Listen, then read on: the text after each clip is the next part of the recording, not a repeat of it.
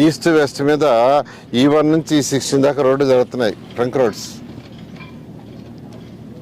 అదేవిధంగా N1, N2, N18 north to south మీద ఒక 18 బ్రిడ్జిలు జరుగుతున్నాయి. 18 రోడ్లు, 18 బ్రిడ్జిలు.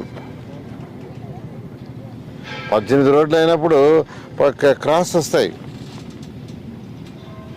సో వాటి వల్ల వాటర్ అబ్స్ట్రక్షన్ వెనక తన్నొచ్చనే ముందు జాగ్రత్తగా యాక్చువల్గా నిన్న ఇవాళ విజిట్ చేయడం జరిగింది. ఎక్కడైతే డైవర్ట్ చేశారు, ఇప్పుడు ఇక్కడ మనం డైవర్ట్ చేసిన దగ్గర చూస్తే ఇక్కడ రీజనబుల్గా వెడల్పుగా ఉంది. అదే N7 దగ్గరికి పోతే ఆ డైవర్ట్ చేసిన కెనాల్ కేవలం 4 అడుగులు వెడల్పు ఉంది. 4 అడుగులే.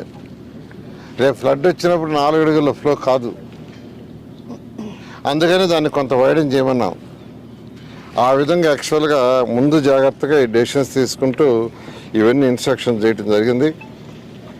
ఇవి కాకుండా ఈరోజు 3 రిజర్వాయర్లు వర్క్ జరుగుతుంది. ఒకటి శాఖమూరు రిజర్వాయరు, అది 44 ఎకరాల్లో 0.4 TMC వాటర్ స్టోర్ చేయగలం. రెండోది పెనుమాక రిజర్వాయర్ 190 ఎకరాలు, అక్కడ 0.1 TMC స్టోర్ చేయగలం. మూడవది నీరుకొండ రిజర్వాయర్, ఇప్పుడు మనం ఉండేదే అది 440 ఎకరాలు, చాలా పెద్ద రిజర్వాయర్. దాంట్లో 0.4 TMC. మొత్తం తీసుకుంటే ఈ 3 రిజర్వాయర్లు కలిసి 674 ఎకరాలు. 674 ఎకరాల్లో ఈ 3 రిజర్వాయర్ శాఖమూరు కానీ, పెనుబాక్ కానీ, నీరుకొండ కానీ రిజర్వాయర్ కన్స్ట్రక్షన్ జరుగుతుంది. ఈ మూడింటి యొక్క కెపాసిటీ 0.51 TMC.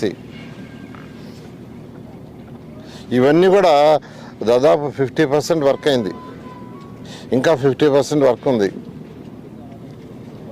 ఈ సీజన్ అయిపోయి నెక్స్ట్ అంటే 2027 మిడిల్కి ఇవన్నీ అయిపోతాయి. ఆ విధంగా ప్లాన్ చేసాం. అదేవిధంగా కొండవీటివాగు 23.7 కిలోమీటర్లు, పాలవాగు 16.7 కిలోమీటర్లు, గ్రావిటీ కెనాల్ 7.84 కిలోమీటర్లు, ఇవి మొత్తం 48.3 కిలోమీటర్లు. ఇదైతే మెజారిటీ తవ్వేశారు.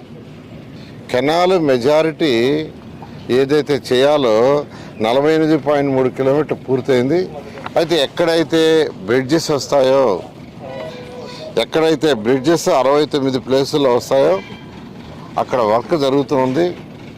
ఆ బ్రిడ్జెస్ పూర్తి కావడానికి 2027 మార్చి ఏప్రిల్ పూర్తి అవుతుంది. అయితే అక్కడ